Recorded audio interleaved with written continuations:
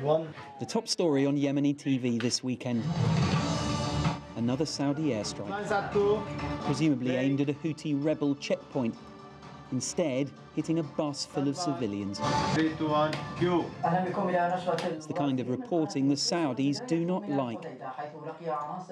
The show's anchor says he'd probably be dead by now if the whole team hadn't relocated to Istanbul. Now Shadi Najib is afraid even here. A journalist who was just holding his pencil is killed now.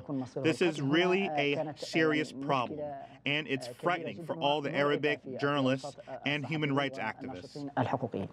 The possible death of Saudi journalist Jamal Khashoggi has shaken this newsroom, but it has influential supporters. This is Tawakkol Karman, exiled Yemeni activist, one of the symbols of the Yemen revolution, winner of the 2011 Nobel Peace Prize. At her Istanbul-based foundation, Karman tells us Riyadh's Yemeni critics have long been alleged targets. What's happening in my country is part of the state terror of the Saudi and UAE. And what happened now to Jamal Khashoggi is also kind of the state terror against the Saudi citizen. Part of the Turkish Arab Media Association's job is to protect Saudi journalists based in Turkey. Turan Kuslakçı was supposed to be joining his friend Jamal Khashoggi this weekend to host a seminar for some of them.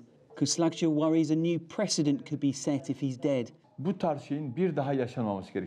should never happen again. Otherwise, it's going to get worse and worse. And if there is no justice in this murder, the consequences will be terrible. It means that anything can happen anywhere to a journalist, since even in the middle of Europe, a journalist may be shut down this way. Istanbul has become a haven for those fleeing the Arab counter-revolutions. Many now fear for their lives.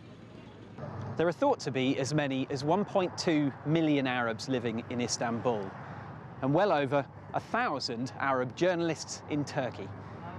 Their worry now is that if Jamal Khashoggi is dead and if the Saudi state was responsible, neither prominence nor exile could ensure their protection.